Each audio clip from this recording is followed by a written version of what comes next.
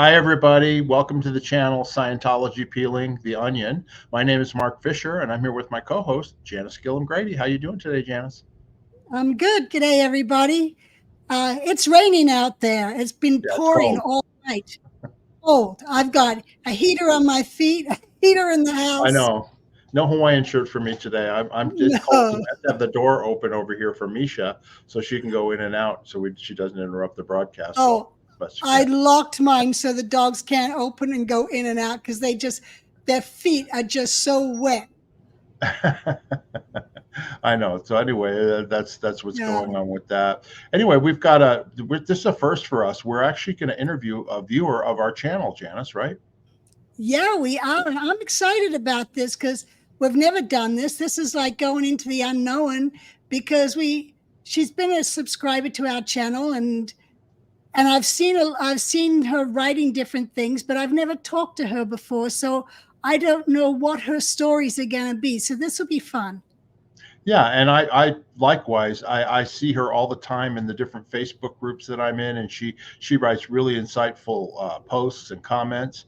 And she reached out to us, and she's a former Scientologist. She's not a never in, Yeah. and so anyway, we want to bring her on so she can tell her story and get to know her. So without further ado, everybody, I'd like to introduce Claire Swazey. Hi. Hi, Claire. How Hi, you doing? Claire. I got you right here. There you There go. we Hi. go. How are you? I'm doing good. How are you doing today? Oh, doing fantastic. Okay. Good. Excuse the turban thingy. I'm actually getting chemo. Nobody Okay. I'm should sorry. worry. I'm responding really well to treatment. Oh, That's good. that's Very good. good. Good to hear. And you're up in northwest U.S., right up in the Washington State somewhere. That's for sure. Yeah. And you're used to rain. We're not used to rain in Las Vegas. No, you wouldn't be. I mean, it's deserty, isn't it? Isn't it? It is deserty, but Yeah. we do get some rain and all that. But yeah, for some reason, it just decided today, and it's the middle of March, and it's going to be cold and rainy for some reason. Anyway. Yeah, and I don't remember March being a wet month. No, but the old saying is, Janice, you probably don't know this because you're from Australia, but the saying is March, in like a lion, out like a lamb, So Oh, it's just okay. in the Yeah, weather, it is. lion, and then goes out like a lamb. Anyway, Claire, we want to go ahead and get started, and we welcome you to our channel. And the easiest thing for me to ask you is, how did you get involved in Scientology, and start your story, and then we'll ask questions as we go along. Does this sound good? Yeah, totally. Okay. Okay, so this, of course, dates me, but my dad got in the late 60s, and Mhm. I was in, I think, fourth grade, and he did the quickie grades at a little podunk mission in someone's house. I used to go there with him and play with the other kids. I just thought they were a bunch of boring grown-ups. And I just want to explain there. to everybody, to our viewers, the quickie grades. The grades are the lower processing on the Scientology grade chart. They're the lower processes where they handle communication problems, that sort of thing, right? And Yeah. what was known as quickie grades was they didn't run all the processes, and they just basically they would attest that people achieved the state when they hadn't fully done it, and it became known as the quickie grades, which is a derogatory thing when we were in Scientology, right, Claire? Yes, yes. I think that's why. Well, anyway, there were some bulletins that came out later Yeah. about Yeah. stuff like that. And so Dad was a teacher at the time, and he got really excited about the study stuff and started making me look words up all the time. And I didn't know why. And he just thought it was cool. But then they alienated him, as they generally do, because of those grades. And he left for several years. Then he got in when I was in high school. Okay. And that's when he got me in. And when was that? Okay. What year was that you were in high school? It was my senior year. I was still 17. I had a lot of term papers due, and at the same time, and I was a quivering mass of jello. So he said, this course will really help you. And it was Comp Course. What year was that? Do you know? 74. Okay, so it's around the same time that I got in Scientology, because I was in high school during that time period too. I got in Scientology in 1973. Same thing. My dad said, "Oh, you should do the communications course. It's going to help you," and then the rest is history. Anyway, carry on. I have a question. Did your mother get in as well? No, she hated it. Mom was she was a lovely woman with a great sense of humor, but she liked things that were proper, accredited. She thought Hubbard sounded like a freaking loon. She didn't like any alternative stuff. So even if it wasn't Hubbard, and she didn't like it. She also didn't like that Dad was sneaking back in and out of town back in the 60s to get auditing, because his teaching job was like an hour and a half away and he was actually living up there. And she was really mad that he would sneak back in town and not see his wife and daughter and then do auditing, because that's typical Scientology, right? And she got really mad. And so, she wasn't the kind of person who threw her weight around, but she, if you asked her what she thought, she'd tell you. And she's a practicing Catholic, right? I read your email. She was. I mean, she's passed on now. She's a devout Catholic, but loving and not, loving. Yeah. Now, and just so people know too, when you got in and when you were in high school, where was that in New York State, or where was that located? It was New York State. It was a different Albany mission. A Texas attorney and his wife, really the attorney, had this mission. It was not the one I went to as a little kid. And he rented a rectory, of all things, a really decent looking storefront, and then I think another space. He bought enough stationery for 47 billion missions all over the universe. He spent money like crazy. I mean, the place looked, it wasn't rinky dink like they usually are, but they didn't have the money. The overhead. Right. And they didn't have the money.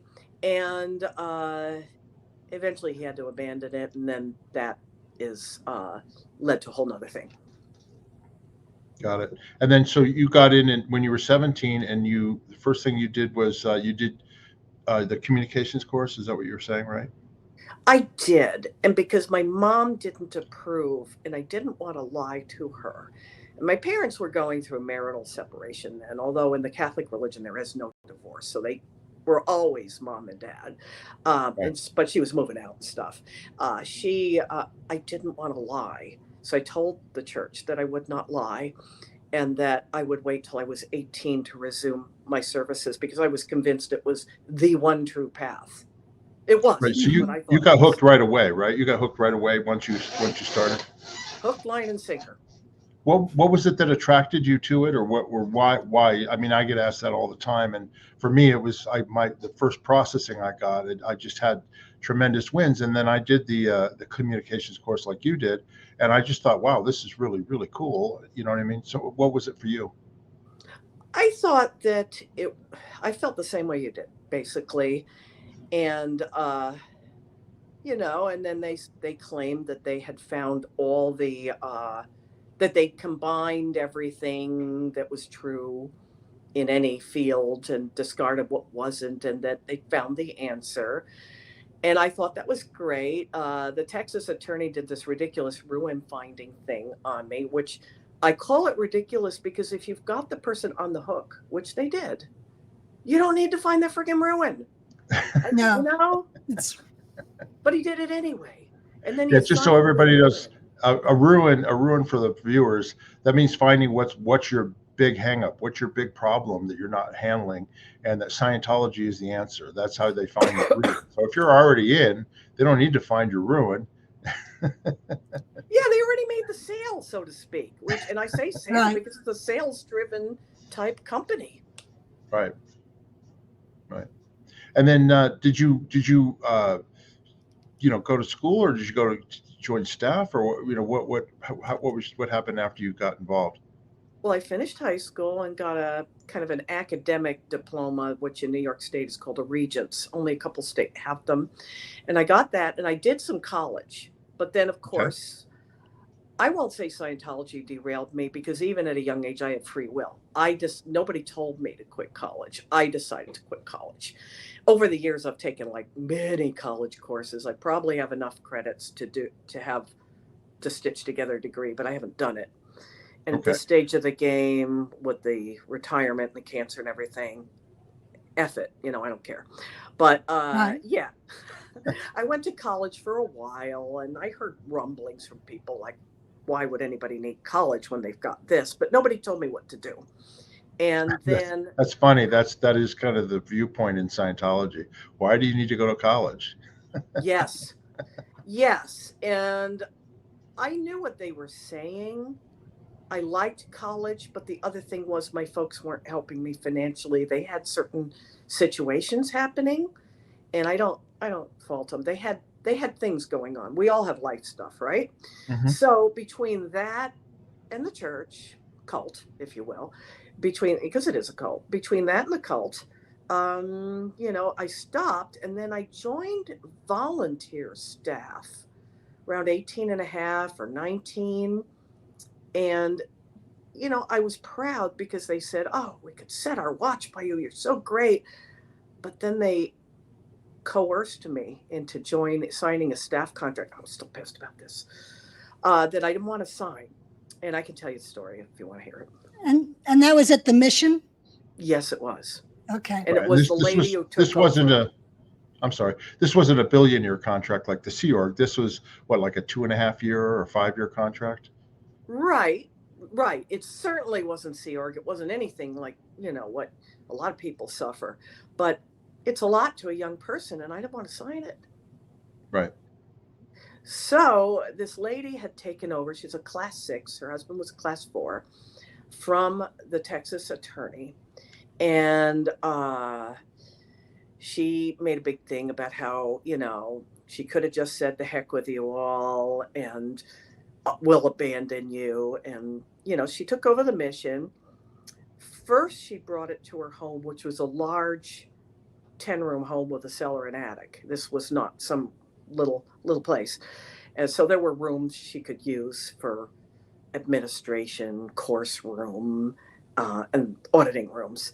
And a lady, a public, wrote a letter to, I believe it was Mission Office US. All those offices have changed since then, because this is back when dinosaurs ruled the earth, right? Yeah.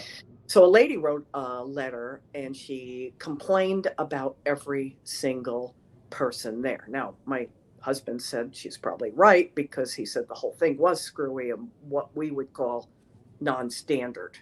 Right. Meaning, not following Hubbard to the T. Right. And really, if you want to be colloquial, not doing anything with any damn sense. So I was one of the ones she found fault with, because at the time I was living with my boyfriend, who was A, a non-Scientologist, and B, a doper. I didn't care, because I didn't want to do any dope. I'm like, you do you. I've always been like that, right? And it was like she was looking for something on everybody. You know what I mean? Yeah. I get that the place was screwy, but she was looking for something on everybody. I mean, if we were talking a certain course in Scientology is called Data Series, we'd say she was looking for out points. But really, to me, it came off like a bunch of... And so the mission holder used that to make me sign a contract. She said she was trying to cover my ass.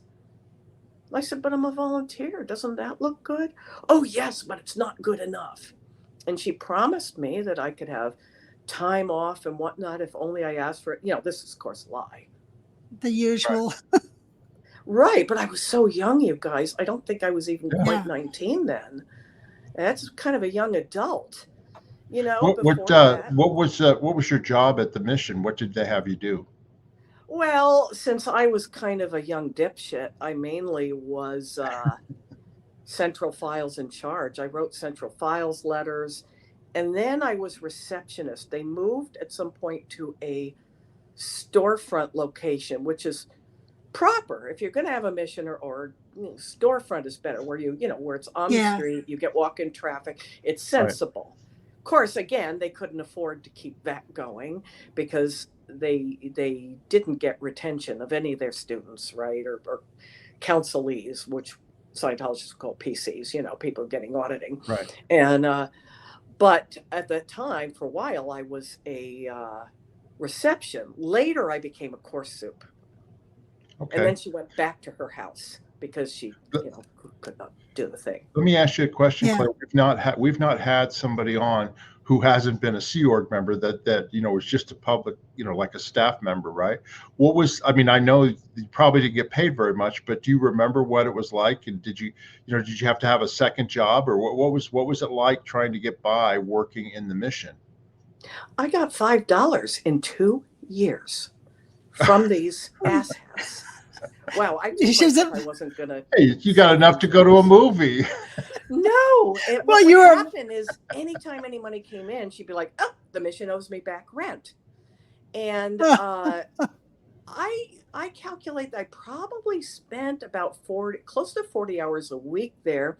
I had a normal day job.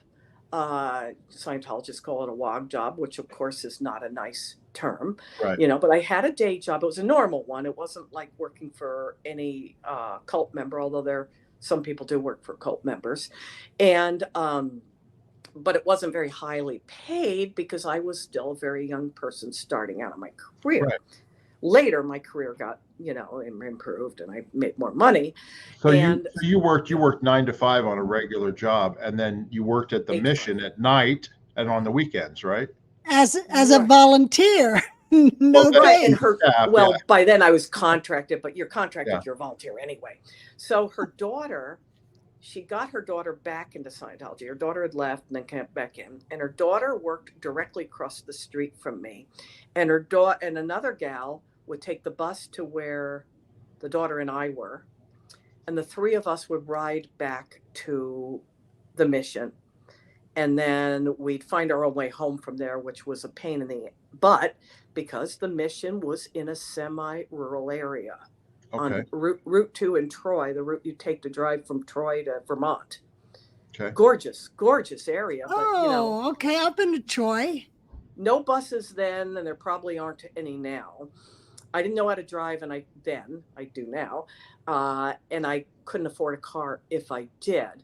But anyway, what she did was the other gal and I had to pay half her gas, even though she didn't have to make any stops. I think that kind of sucks, but then they told me, exchange. But the point was they were getting free labor from me, and I was paying for my transportation. And, I've been a manager in the non-Scientology world, and, that's not how it's done. No, you don't pay to work. Right. Yeah. Now, just so people understand, this was typical of staff members in Scientology organizations and missions that were not in the Sea organization, is that they called it moonlighting. You had another job that basically paid the money you needed to live and eat and pay your bills. And then you would work at the org or the organization or the mission, either in the daytime and then have your moonlighting job at night, or the opposite. You would work your day job, and then at night you would work foundation, which is nighttime and weekends in Scientology. So you basically were working, 12, 14-hour days, right? Yes, that was true. And it was funny, after Saturday course got out and the public went home, and we were all young. The oldest of us, I think, was closing in on 30, and the rest of us were in our early 20s. Right. In my case, very early 20s. And we were kids with all that young energy, right? And it was Saturday night, and we wanted, she'd have these meetings, and she'd go on and on and on and drone on and on and on. And all we wanted to do was go home, spend time with our significant others, right? We all had either girlfriends, husbands, wives, and pizza. That's what we wanted. We wanted to get busy, and we wanted to have pizza.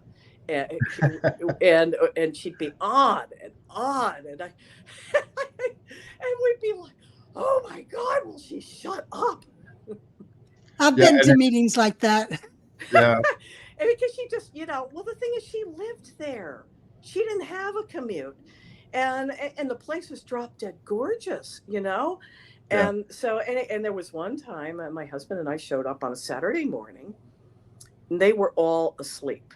The mission holder, the husband, her daughter, and her daughter's boyfriend, who was kind of I don't know if you've read Lord of the Rings, Yeah. Wormtongue. He was a lot like Wormtongue. So he inveigled his way. So they're all dead asleep.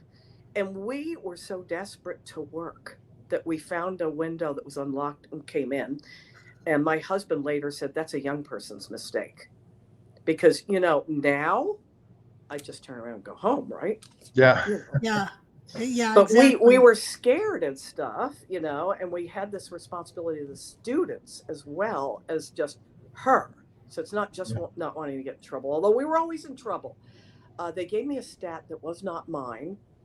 New people on course. I think that's a Div 6 stat. I do not think that's a course soup stat. So, of course, I could never make it. I could never make that statistic. Mhm. And I was always in ethics. I didn't get my premarital counseling for my wedding, in fact, because you're not supposed to have auditing if you're out ethics. And then, well, that's interesting you say that, because Hubbard used to always say that there was, for someone to be out ethics, there was out tech first. Yeah. Yeah. And I think the worst thing, there were a lot of things. There was all the screaming and yelling, and I had erroneously thought it was just them. And I found out, no, they all do it. But there's all the fucking screaming and yelling. But one of the worst things was, she overheard me rejoicing that my staff contract was more than halfway through. And I had thought to move to maybe LA and get a regular job and do lots of Scientology. Right. And she overheard me rejoicing and then said, oh, your staff contract hasn't even started because you didn't do all the staff statuses. And then she said, ignorance of policy is a high crime. Well, since then, I've star rated the whole ethics book, and that's not in there. Do you remember this lady's name, this mission holder? I do. My attorney friend says I should not divulge her name. She has family.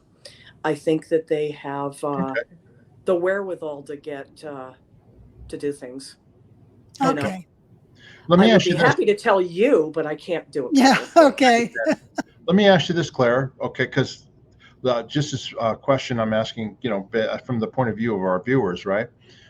Why would you work all day at a regular job and then work in the evenings and the weekends and only have a little bit of time off? Well, what was the benefit you were getting from it? How did you feel back then with all your other friends that were doing the same?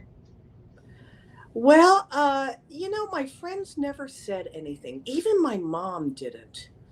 Mom knew enough that to really not say anything. And then my dad left long before I did. And the only thing they did is my dad occasionally inveighed against organized religion. So nobody said anything, but the way I rationalized to myself, one was I thought it was the one true path. I was worried about losing tech. And that if I got expelled, I'd never be able to get tech because the independent Scientology scene wasn't really active then. Plus, I'd been taught, there was the bulletin. What was that policy letter? Keeping Scientology Working, right? Right. Where he does complain about it. So we're taught that they're all heretics, evil heretics anyway, and that you'll go to the Scientology equivalent of going to hell, I guess. So, and then plus there was the fear. So when I pushed back about the staff contract not even starting, of course, there was a lot of yelling and screaming, and she threatened me with suspension. And of course, at this age, I'd be like, cool. But then I was so scared. And I'm not known as a timid person if you've seen my posts, but I was about 2021 then. And and you know how the indoctrination and the threats are, it's never ending. Yeah. So they reinforce. Right. I have a question. While you were on staff, did you get to do daily study of Scientology or a co-audit or auditing from an auditor? Or you just was working the whole time? I did some daily study, and the man who later became my husband became my course soup for a while, and he was my senior. And it was funny, one time I CSW'd, that's like asking permission for time Right. off, and he Right. said, I'm going to have to deny this, because I told him to. And I said, I'm going to rip up that CSW and throw it in your face if you do. And he goes, well, I'll send you to ethics. So that's what happened. That chain of events. It was pretty funny, actually, because he was a good guy. He was the kind of guy that when he was course supervising on his DC internship, he had a student who loved the tech unreservedly. And John was a little troubled by this. He's like, what do you like about it? Because he wanted to make sure the guy's heart was in it, And the guy couldn't really tell him, I recall. And then, John's reason for getting involved, was he thought they were going to change the world. And he's always said this. He said, I thought they were going to actually do something. Now, I was more like looking for enlightenment. Yeah. Not to say that Janice, John wasn't. Hold on one second. You got to leave and come back. Janice is blurry, and her dog's barking. Janice, just go ahead. I'm leaving. Exit out and come back in. Yeah. She'll be back in a second. You have to leave when your camera goes. I love dogs. I don't have one right now, but I love them. I was going to ask you, because I was a similar age that you were, right? And I decided to join the Sea Organization rather than going to college because I felt a greater purpose, that I thought I was going to be saving mankind, and I got tremendous satisfaction out of it. And I was wondering, what were your goals at the time and your goals and purposes when you were working there at that time? There she is.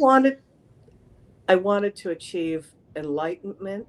I thought it was great that they were working to help the world, but it wasn't my particular hook, Right. And with John, I'd say it was the other way around. Cared about the enlightenment, but was more about the assisting mankind. He's probably a nicer person than I am. So when I first learned that there was a Sea Org, I was like, let me get this straight. You live there, you work 7 days a week, and you can't buy cute dresses or have kitties? And I was aghast. I'm kind of a frivolous person, and I was also, when you get in, they tell you it's going to enhance your regular life. Right. They don't tell you they're going to take over the whole thing, They're not going to dominate your life. Yeah, no, I get it. So go ahead. So then you're at this mission. It's in Albany, right? Is that that's where it's at, or Detroit? Well, by then it was back in Troy. Okay. Which is just across the river from Albany. It's like really, really close. It's commutable. You could even walk over the bridge. I did that once. Never again. So then where did you go from there? Did you and your husband get married then, and you continued on staff until your contract was up, or did they make you stay after they told you that you hadn't started your contract even though you had? Yeah, we got married. Those are great questions. We got married soon after that, and we were still in Troy, although I was going back and forth to New York City and doing services for course to learn to be a course supervisor on the weekends. Right, New York City is about 160 miles from Albany, kind of like going from Seattle to Portland, only with worse traffic, and I have family in Flushing. My family's originally from Long Island, so I was doing that. We got married, and the Purif came out, and we were very, of course, they told us it was the greatest thing since sliced bread, and we did it. Purification rundown, yeah. Yes. Yeah. And sweating in the sauna. Go ahead. Yeah, and they built a sauna down there. It was beautiful. Again, my husband and the other young men, they created the sauna. They also painted this woman's enormous house for her. We cleaned her house for her. These are all things we did. So the sauna was very beautiful. It really was. I would like to have one. And Janice has two of them. Oh, God, that'd be She just awesome. sold one of them, right, Janice? I just sold the big one, and I've still got the small one. To I sit in it every night. To this day, at a health club, I could sit in a sauna for like frickin' ever and not bat an eye. But wow. So I did this Purif, And I used 2 of my vacation weeks from work for it because I was doing everything for Scientology, you know? Mhm. So I did that. And then I had to do some of it on their time. And they complained about that, which so I did that. And then it was time after a bunch of us did it. Then the next batch of people did it. And among them was that mission holder.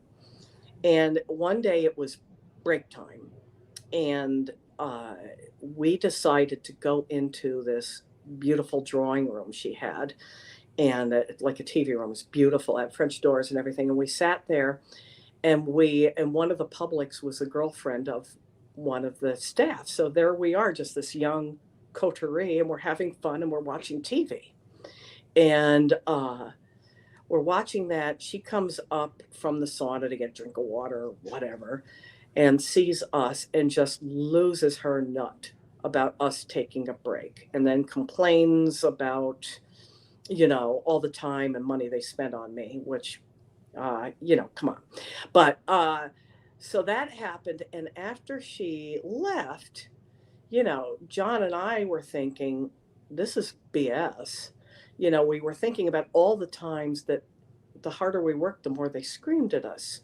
White glove inspections, and then not a word afterward, everything. And so we thought, well, she had said that she would surrender the charter.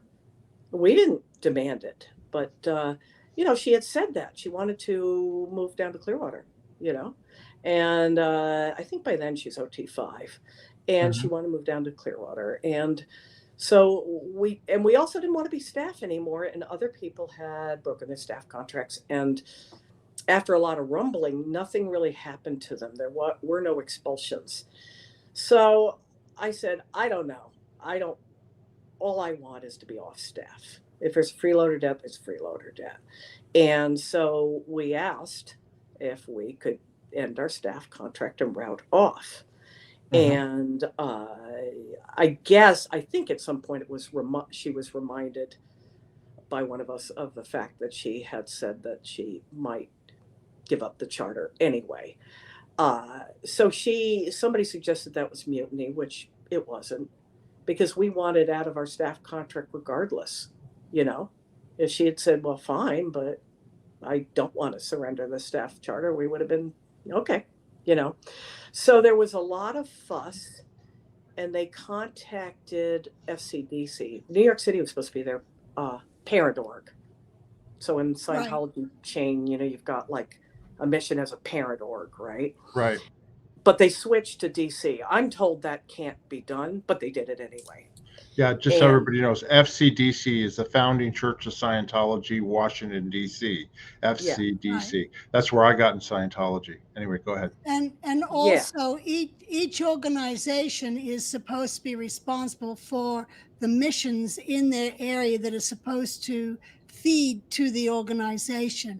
And that's why it would be the parent org, because that mission's supposed to have fed students and PCs to the New York org. Right. that is true. And they like DC better, so that became their parent org. Good friend of mine was a executive director of another org, and he said that can't be, but I don't know. They No. did it. They did it anyway. So I think it was the Wild West out there, frankly. So they contacted DC, and they raised a hullabaloo, and DC sent a woman down. She's since passed away. Her name was Suzanne Beals. And Suzanne was quite unfriendly and didn't want to listen to John and me. She decided that John was a dear sweet lammy pie, which is true, and that I was the font of all earthly evil, which I hope is not true. you know. Uh, and I'm like, at this point, I think I was 22 and a half. And I'm like, well, okay. And she sent John to DC to get some auditing, and he was happy to get it. I mean, he didn't have to pay for it. And I was not going to begrudge him that. I would never. But I was left behind, and I was kind of like in disgrace. I felt like I should have been waving a a leper spell going, unclean, unclean. And I was just, and then she said, well, staff couldn't take breaks with students, even though they would all hang out in the kitchen at break time. So I think she just meant John and me. So my friend, the one who was the girlfriend of our friend, who was public, she used to come down the basement steps where the course room was, sit halfway down and say, see, this doesn't count. It's me taking a break with you when we take a break together. And I felt so alone. John was gone, you know, and they were treating me like a leper. And I tried to talk to them, and they said, no, you want to start a squirrel group, which is like a heretic thing, you know? Right. And I was like, no, I just want to be released off my staff contract. Why would they think you wanted to start a heretic group or squirrel group? It seems to be the cult's go-to accusation. Oh, okay. Yeah. I think. And maybe, you know, because we'd mentioned the charter, but I think they would have anyway. I think they would have said that anyway. And basically, if I would have been more blunt then, I would have said, you're mean and ungrateful. Right. But if I would have been more like I am now, I would just go home and not ever show up again, because it's no more than they would have deserved. And that's probably the more sensible course of action. I did neither. I was trying to work with them. So they put me in ethics, which is fine. So I picked a condition. If you guys want to go into what ethics is. No, that's fine. You could just go ahead and carry on. So they gave me the lowest one there is, because if they give you the lowest one there is, well, you're in disgrace more, and they can make you do scut work. I really think that's why. And more men's projects. Yeah. And I didn't think I was in that condition, but they weren't listening to me. And so I tried to work through the formulae that are part of that condition. And then I said, oh, I think I'm ready to move to the next one. They said, well, you can't unless you rededicate yourself to staff either here or in Washington, D.C. I can't. I've seen no policy like that. On the doubt formula, deciding whose one's group is. Right. But this was, what the heck, confusion. Oh, okay. Yeah. It's just so everybody knows. I mean, basically, even though she was not a Sea Org member who's committed 1 billion years, I mean, they're trying to hold her, who's a free person, to a contract that they keep changing the rules as to when the contract starts. And it's just a way to keep a hold on you, because any normal person in any other normal business would just go, I'm not working here anymore. Here's my 2-week notice and off you go, or whatever. But how they keep Scientology keeps the hold over people and their staff is that you become so indoctrinated that you believe your eternity is at stake, and that they hold that card over you saying, well, you want to leave in good graces, otherwise we're going to kick you out of the group, expel you, or whatever. And that's what holds people in place. And it's all just a control mechanism. Yeah, and that's where you had every right to leave. You know, you're a free person. You could leave anytime you want, you know, but that's how Scientology operates. Yeah. You think they're holding your eternity, and then we even got phone calls in the middle of the night from friends of John's in DC who we'd met in DC. Well, probably that was the only time they had to call anybody, right? And saying, oh my God, you've got to do something, guy. And we finally left anyway. We said, look, no. But we really foolishly thought we could work with them. And we thought that they were the only jerks. And they weren't. But we thought that. We were so young. And even though John had been to Flag, I'd been to New York City, you know, John had been to DC, and I'd been to LA. We didn't think it was, you know, we thought it was just them, because we believed in standard tech and policy. Excuse me, laughing. Standard tech and policy. There's no such thing. So they expelled us, and then soon afterward, the mission holder called our house and demanded our Scientology materials back, none of which had been given to us by the cult. Yeah, you paid for them. You bought them. My dad gave me some of them. Yeah. And John was on the phone, and John has this sort of I can't believe this shit kind of laugh, like when things are just incredibly weird. So I walk in from work and he's laughing and he's like, no. And then I think I took the phone or I listened to the phone, and she's yelling, she's screaming about squirrel groups. And we're like, well, no. So we kept our stuff. Then we were still in Troy for a while working our jobs. Eventually we left the area. John rejoined the Army because he really felt that as young people we needed to do something to jumpstart our careers. And but we were still in Troy maybe another year and a half, and I was still seeing my friend, the one I mentioned. And so I was still seeing my friend, and we were in a car and we're driving, and then we're stopped at a light, and then the mission holder's daughter and another gal who was just kind of like a sheep. She did whatever they wanted. So the sheep and the mission holder's daughter were in the other car, and they were stopped like the other direction. So they were looking us dead in the eye, and their mouths dropped open, like we didn't have a right to live in Troy. But what it was we were associating, right? I'm expelled. And then soon afterward, the public who'd been our friends, which was a small field. I mean, this place was never doing well. It was. It's a good enough town that if Scientology did what it said it would, you could have lots of members, but it never did. So, right. Everybody got a letter with lurid yellow and green highlighter about screaming, howling moments of yesteryear. Because that's what Hubbard says suppressives are in. And when you get expelled, you get declared suppressive. They do that so that you can't compare notes with people. Right. I think. No, you're absolutely right. And my friend was like, I don't care, And a lot of our friends were like, we don't care. But eventually we moved out of state. I went to another org and asked for we asked for a COMEV, Committee of Evidence, which is like a court martial. What organization did you go to? Seattle. Okay. Wow. First we went to Texas, then, Army, Army stuff. You move around. Then we went to Seattle. And they were nice. Fort Lewis. Yes, he was. It's now called JBLM. They combined it with Air Force Base. But anyway, John was stationed there for a while, and then some stuff changed, and and the org conducted a proper, unbiased COMEV. I know that sounds weird with the cult, because the cult's kind of like a review. Yeah, the review case. Yeah. But there wasn't any bias, unlike with DC. Right. Albany. And so they wrote to the mission holder and her husband.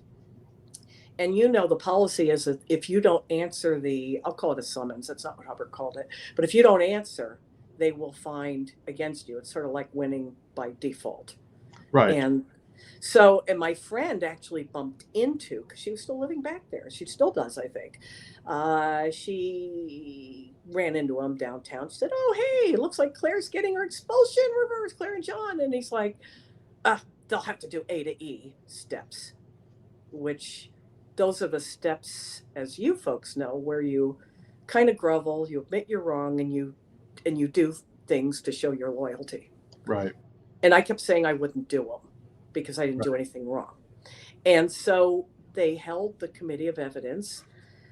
They found against everything that was in our expulsion order. They said, they didn't say it in so many words, but they basically said it was ridiculous. Plus the fact that the ED and her husband, executive director and her husband, never answered, which was the other reason they found for us. So we got unexpelled and we became public, and I said, I am never doing staff again. Right. So then you were public at the Seattle organization for a while. I mean, like, how far did you do training, or were you getting processing, or what were you doing as far as being a public person? Worked on some academy levels, but ended up leaving before I really got any certs or OT levels. I did all that in the free zone.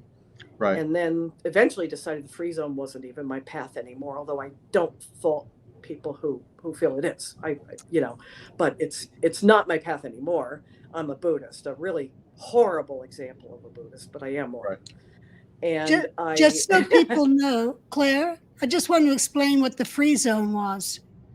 And that is where there's independent Scientologists that are not connected to the Church of Scientology's official organization. The free zone is where they practice Scientology freely among themselves without Scientology Corporation overseeing them. It is. And then Scientology considers that a squirrel group. That's what right. Yeah, that's how they determine it. But you know what? They can't make you stop. That's for sure. You can do whatever you want. So that's what we ended up doing. And what happened is we then got a computer in the late 90s. And we got the internet, which lots of people had the internet then, but it wasn't quite like it is now. Right. And we looked up a bunch of things that we liked, just stuff. And one of them, of course, was Scientology. And we found critical forums. And back then it was on a platform known as Usenet, which is a little like Outlook on steroids, I would say. Was that alt religion Scientology? Was that on that? Yeah. It was. And it was the thing. It was le dernier cri. It was the last word in forums. And it was, when I looked at it, it was pretty basic. It's just texts. It was just like, there were no real, it was pretty basic. This is the beginnings of the internet where people were getting online, right? Yeah, it was a lot like reading an email. Yeah. It was just like reading an email. And then every time you'd hit reply or forward, there would be arrows. So if you had 5 bazillion arrows, that meant it was a really long chain. And sometimes people would clean up their arrows.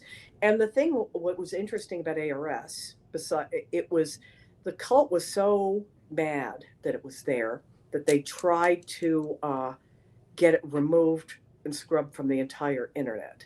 Right. Yeah, that's like right. herding cats. You can't. But it made a big scandal at the time, and it got written up in tech magazines like Computer Tech. And like they're trying to suppress free speech. Yeah, and it made the national news, and it brought more critics in because everything the cult does brings in more critics.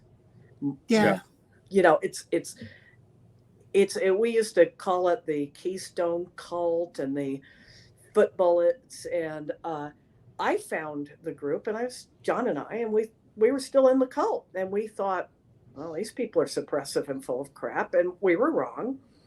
And we started to listen, and I started to make friends with people. And, a couple people mentored me, and I was even getting anonymous emails from people going, no, it's true. These things these ex-members sing, it's true. And I was like, oh. And OSA in LA kept telexing my org, and she's at it again, because I wanted to post under my own name. I'm a straight shooter. So it's John. And so I kept going in for what they call handlings, where basically you're being called on the carpet. They'll tell you it's a meeting of the minds, but really you're being called on the carpet, right? Right. There's no other way to look at it. And I'd come in with all these lovely Hubbard quotes about communicating with anybody. And they go, we don't care. So, and I was getting some advice from people who'd been in the cult. And some of them were secretly out. Some of them were not. Not a lot of people know this, but there are a lot of people who are in the cult who actually like Hubbard's techniques, who are actually extremely skeptical of a lot of things. Right. Yeah, I had somebody tell me it wasn't true, but it is true. Yeah. No, it is true. Yeah. So I was getting info from people like that. And then eventually I thought, oh, I could be an unindoctrinated Scientologist. No, you can't. Because they didn't want me posting. So they started mentioning, well, you're going to see stuff about the OT stuff. And I said, well, that ship has already sailed. I work in the legal field. There's a phrase that you can't unring the bell. Right. They didn't listen because they don't listen. They don't ever listen. Were you posting anonymously or no? Like under no, that's the thing. I was posting under my own name. And I was posting nothing but respectful stuff. That's the Right. other thing. But they didn't care. They said, and I quote, only our people can be in there. So they admitted that they had people sent in to Well, yeah, disrupt. no, they did. I was going to say, Yeah. we were not in Scientology at that time, and really, we were novices in the internet too. I didn't even know much about alt religion Scientology or youth groups or whatever. But OSA was actually, they would go in there and they would post, they would attack people posting, and they would try to stir up discontent and do all sorts of stuff with false accounts and stuff. They did. And there's Gun Bunny, there's Bill Youd, who posted as Mike Smith 3, and a few others, a couple others. But what really got me to leave was I went into one of many handlings, and it was the HCO guy. They'd actually flown them to LA and told them what to say and pulled all my folders, such that they hadn't lost their gross incompetence, rather.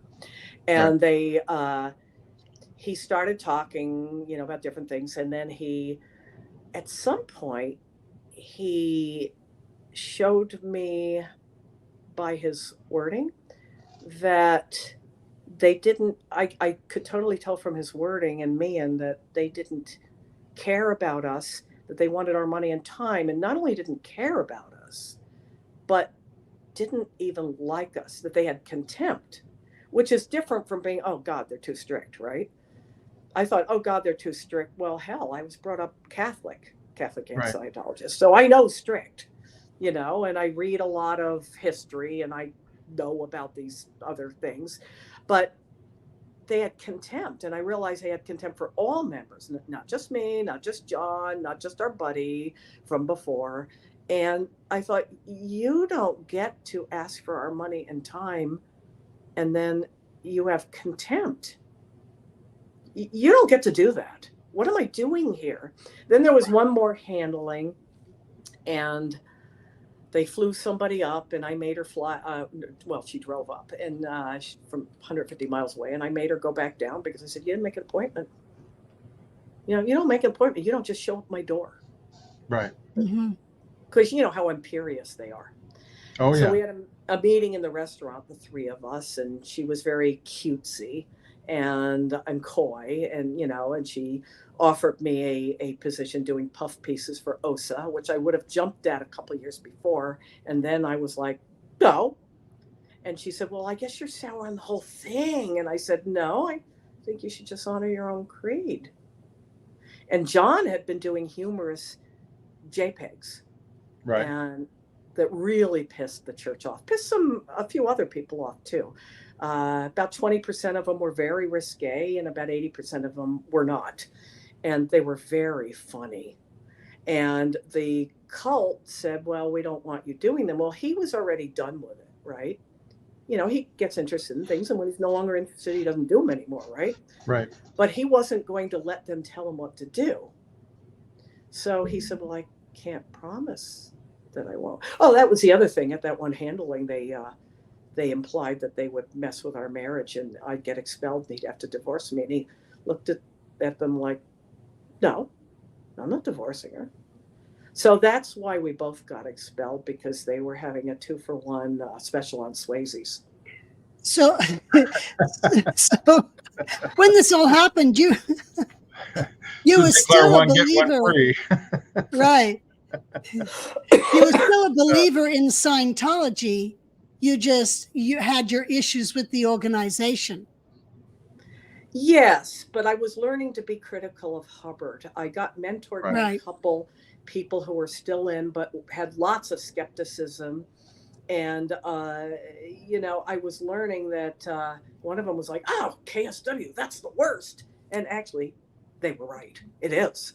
But so I was learning, but I thought, well, I could do a cherry pick thing. I could do Scientology tech, and I can like what I like and not like what I don't like. And I think you could. It's just not my path anymore. Right. Peeling the onion. Yeah.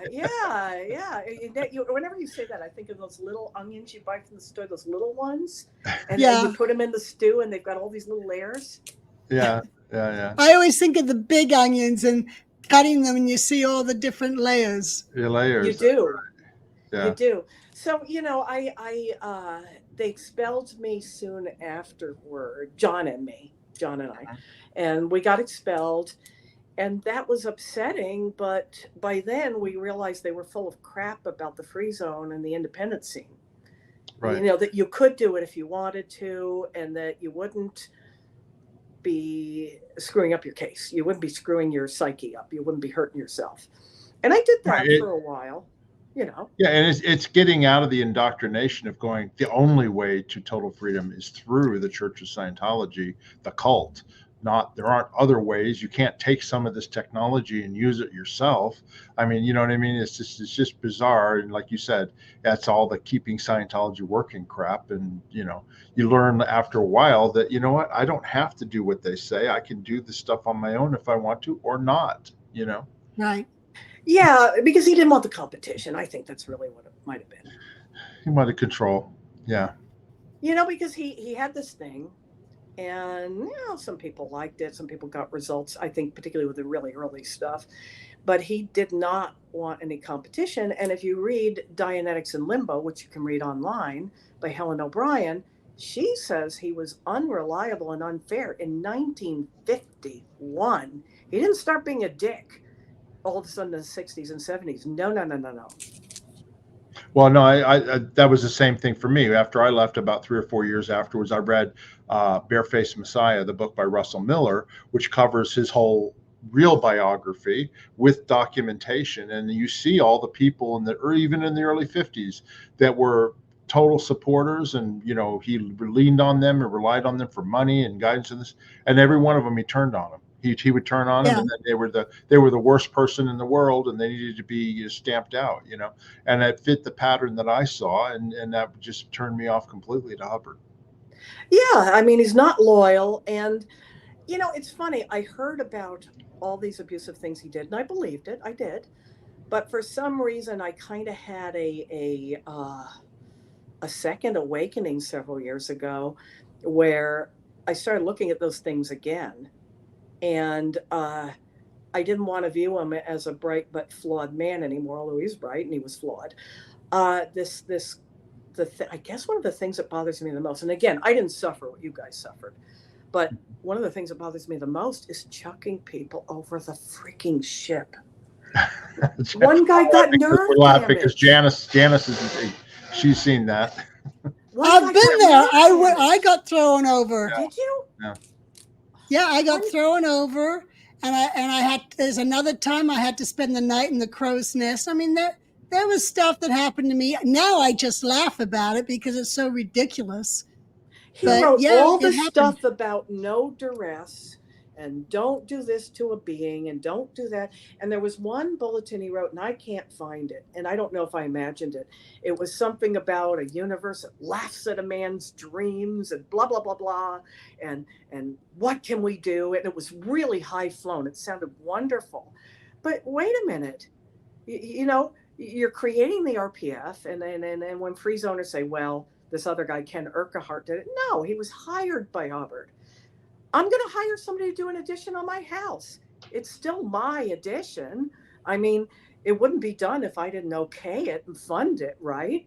So, and then when he overheard people saying that they actually kind of didn't mind the RPF, he then caused an RPF's RPF to be created.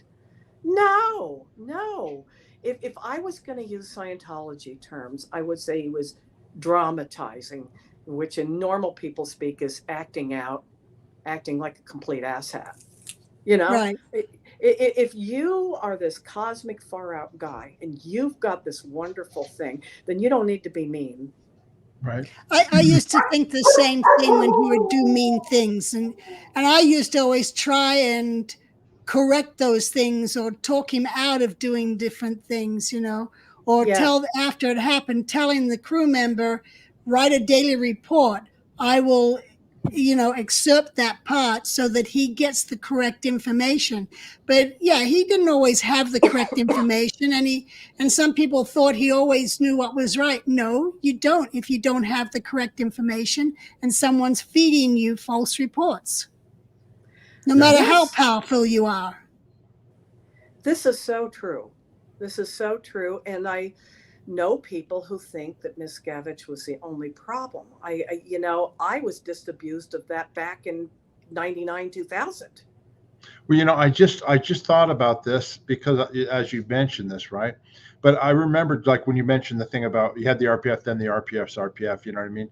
And it was a pattern that Hubbard had, but also Miscavige definitely took it over, which was like you would have a punishment, and then if you weren't reacting to that punishment, they would make it worse. And if that would then make it worse and worse and worse until you reached a point where you went, I need to change, or I'm going to agree with what you say, you know what I mean? And I'm going to be a good soldier again. And so they would just ratchet it up and ratchet it up and ratchet it up. But then when they got to the point where you're saying, like, I'm out of here, I'm going. I mean, that's how we had to escape, because he kept, doing things to people. And Hubbard did the same thing. You know what I mean? It was just like, we're ratcheting it up until you find that your need for change, that you need to, that you're going to, play by the rules now, Yes. Yeah. And it's kind of like I watched a documentary about something completely different, but it had culty things. It was those tough love kind of camps. And well, C of S even had one, but and they said, well, they were trying to break us. That's what they're well, trying and to do. The military does that too in boot camp and stuff. They make it tough until you either quit or you push through it. They want you to quit in the military because they don't want somebody who doesn't, basically toe the line with whatever it is they're doing. It's crazy. I think so. I think so. Yeah. So, it's kind of like, well, that's not what they tell you you're joining. Yeah. They tell you it's going to be warm and fuzzy. Mm-hmm. It is not warm and fuzzy. So every time something happens, go ahead. There are those moments, and that's what kind of keeps you there, is there are a few little warm and fuzzies, but within all that, there's all these disastrous pounding on you. But that purpose, you got to keep striving for that purpose. Yeah. And, I think most of the nice things that happened were really just the individual fellow Scientologists being nice. Yeah. We had some funny moments. There was one where I was giving an exam. I was also the examiner. And my husband loves animals, and he's a bit of an animal whisperer. And the mission holder had a dog, and John Prometheus. And John decided that he and Prometheus would do a howlathon. I'm not sure why. And they were right by the entrance to the course room. And then there were steps going down. This is in the basement where I was giving an exam. So I'm going, I'm going to pick up the cans, please. Then I hear, arr, arr, arr, and finally I said, could you hold on a moment, please? I went upstairs. I said, you guys, I'm trying to give an exam, and you're right there by the door. But that had nothing to do with Scientology. That was just my husband's a funny, cute guy. Yeah. And we had things. Well, let like me ask that. you this. What are you up to these days? I mean, are you retired or just, are you living a good life? Now that you're not involved with the cult and all that other jazz? Well, I'm reading about Buddhism and doing a little meditation. It seems to send me to sleep, but I suppose that's good. I started to feel, well, I was a little tired in 2022, but I thought I was just being lazy and like naps. 2023, early spring, I started to really tank. My energy went away, my appetite went away, everything. And I got worse and worse. And then in the summer, very early summer, I got my cancer diagnosis. And also ended up with end-stage renal failure because the cancer, by the time they knew I had cancer, my kidneys were forever compromised. And I retired. I was going to retire, around April, May of this year anyway. So I retired like 8 months early. That's really nothing. It didn't hurt me. There are people who end up getting sick in their 30s, 40s, and 50s, and I'm lucky. Right. I'm very lucky. So I retired, and then what kind of work were you doing? What was your career? What was your work? Banking. Banking. Lots and lots of title curative. I was doing legal collections, lawsuits, non-judicial foreclosures, but from the lender end, I was doing a lot of probate work where, from the creditor standpoint. And I enjoyed that because I enjoy anything with research. And I also enjoy helping customers and clients. I really like doing that. And, Mortgages, mortgages. Yeah, we did mortgages and deeds of trust. Well, we liked the same thing. I liked helping people buy a house. I liked helping people pay off their debts. It was great. I mean, it was another way of helping, You're a loan officer, aren't you? Or something? We were. I'm not anymore. I'm retired. I'm still in the mortgage business. What's that? I still have my license. Oh, cool. I was the other end. I wasn't the end that giveth. I was the end that taketh away. I understand. Well, there has to be that penalty every once in a while. Well, my boss and I always prided on ourselves working with people, and there were many people who we helped them save their loans. Yeah. And most loans where you start a foreclosure does not culminate in one. A lot of people think day one, bam, your house is gone. It's not true. No. Right. No. It is not. So I felt really good. So I tried to answer questions within the parameters of not being able to give legal advice. And so that they could know what it might take, why is it a default, where's my payment history. I tried to do all of that. Yeah, I understand. And I did some bankruptcy stuff too. I learned to analyze Chapter 13 plans, which is actually, that's very complex. That's the restructuring of debt. That was the restructuring of a business debt. Yeah. The 13 is consumer. 11 is business. Consumer. Okay, I'm sorry. 11's business. Yeah. Yeah, 11 is business, and it's really interesting. There are people who abuse the system, but the majority of people who file bankruptcy need to. Right. And I would say the top causes are unemployment, medical, and divorce, like a War of the Roses thing, like that movie with Michael Keaton. Remember that one?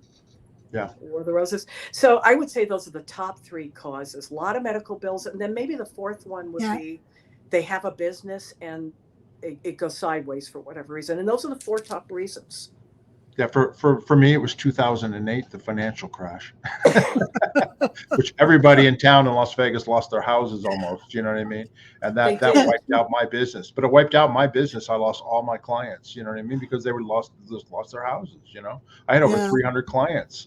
I had a booming business, but all of a sudden they couldn't pay their mortgages. They were losing their houses. I tried to help. It couldn't help. And then it all imploded because of what happened, on Wall Street, regarding all that. But anyway, I don't look back. No, I saw that. I saw it. Yeah, I was lucky because as a mortgage broker, I would refinance mine on adjustables. So my rate was like 3 3/4, and I would just refinance and keep my payments low. So when everything was going, it was like at least I could still make that payment. Yeah. Otherwise, I would have lost my house too. Time.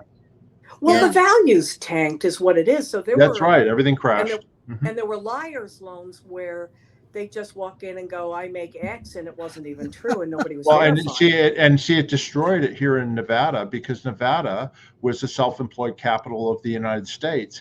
And we did a lot of those stated income loans based on their credit and their income. And all of a sudden they got outlawed because there were some foreclosures. And I went, we're in trouble, because the whole state was doing those loans, because when you're in business for self, you're writing off all your expenses, and so your income crashes, and then you can't refinance out of it, and you're done. And that's what happened in Nevada. It wiped out. It did. But I know as a broker, I had some clients come in who were obviously sent in to try and set me up, because they, with the liar's loan, trying to state their income. And I was like, I'm sorry, I won't do this loan because I couldn't verify the stated income. You can't, as a doorman, you're not going to make an extra $5,000 a month in cash, But and I'd say, how did you get referred to me? Oh, I found you on the internet. I didn't advertise on the internet. So that's where I was like, okay, OSA. Yeah. Yeah. Yeah, wow, that's awful. Yeah, I saw a lot because I was working for a trustee company that did foreclosures then, and for a while I was doing some Nevada. Nevada's changed a lot of their parameters. Yeah, they Uh, changed the yeah, laws. Yeah. Yeah. and Mhm. they've changed. Well, a lot of states have. Hawaii too. I mean, I think Michigan. It's real interesting. What I liked most, of course, was either when I could assist people by answering questions Mhm. properly, or research. I could geek out on title curative, where you're figuring out what went wrong, either with chain of ownership or lien chain. I could geek out on that forever. That's the only thing I miss. Okay, well, we're here at the end here. We've been an hour and 10 minutes, but we want to thank you, Claire, for coming on our channel and telling your story. And we would love to have you back anytime if you've got more to say. But we Yeah. want to thank you for being here, right, Janice? Yes, we do. And I hope talking about it helped. You It know? did. It was lovely. I would like people to know kind of what it's like to be local staff or public. Aftermath, mostly, with a couple exceptions, mostly profiled ex-Sea Orgers because that's where the worst Right. abuse is. People Yes. need to know. But I think it would be good if people knew, because I think there's sometimes a perception out there that everybody gets locked up at night, let out in the morning, you know, different things like that. And, most Scientologists aren't Sea Org. Well, Right. that Right. demographic may have changed in the last 10 years because people are leaving Oh, in they don't droves. have anybody in Sea Org either anymore. Okay, there you go. And the majority are going to be public with a Yeah. sprinkling of local staff, and then, of course, Sea Orgers. And so we all have different lifestyles.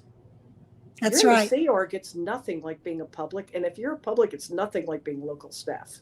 Yeah, right. Right. Exactly. And that's why it was important that we talk to you, because you've got that different view Yes. of how it was. Yeah. And we appreciate you watching our channel too. You know what I mean? We try and tell stories and let people, state whatever they want to state. We don't try to evaluate for them or invalidate what they're saying. We just let them speak. Yeah. I mean, I remember, I'll just say this really quickly. When I was in my late teens and first really getting into it, a bunch of us would go after course to a diner that was open late. New York State has fabulous diners. And Yeah. we would eat French fries and talk about Scientology. We were so excited. Oh And the yeah. French fries were good. And it was stuff like that. A little bit like people talking in a college, rec center about all these courses. We were really, really excited because there's this promise. Right. And all anybody knows in life is what they're being told, whether it's their mommy, their minister, their teacher, a cult. And then when you get older, you have to try to filter out what is and isn't true. Right. I agree. Yep. Exactly. Okay, Claire. We appreciate you being here. I'm going to go ahead and do some business here. So if you just be just 1 second here, okay? We want to thank everybody for watching today. If you would, please subscribe to our channel if you haven't already, and rock slam that like button. Really help it when some people hit that like button and subscribe. It helps us get these messages and these stories out to other people. If you have any questions that you'd like to ask or any comments, please ask down in the comment section. We check them all the time. And then if you want to donate to our channel, you can buy us a coffee. There's a link down in the video description. Just click on it. You can buy us 100 coffees, 1 coffee, no coffees, whatever you like. But anyway, we appreciate any donations that come our way. And that's what we have. Janice, is there anything else you wanted to say before we end off? No, but just thank you, Claire. I did enjoy hearing your story, and it's appreciated. I I hope always it's love you fun. guys' videos and posts, the different things. Oh, thank you. You have you've experienced a lot of things I certainly never did. And I always listen to people who've been in the Sea Org, who knew Hubbard, who didn't know Hubbard, who knew Miscavige. It's a whole different world. Yeah. Yeah, and we try and stay neutral. I mean, everybody should be pushing in the same direction to end the abuses. That's all. We're not judging anybody else. We just want to end the abuses. And if somebody wants to believe Scientology and L. Ron Hubbard, more power to them. we live in a free country. They can do whatever they want. But if they're involved in abuses or anything like that, we want that to stop and that's to end. And that's why we're telling this. Right. I know lots of people who are, interested in that. And like I said, for me, I eventually thought, he cribbed a lot from Buddhism and shamanism, which we knew. He sort of admitted it and he sort of didn't. Like he was weaselly about it. And then he didn't really admit the occultism. And I decided that when I read about Buddhism or try to practice it, I feel like I do a lot better with it than with Scientology. Good. Okay, everybody. And until next time, we'll see you later. Bye-bye. Bye. See ya. Stay there, Claire.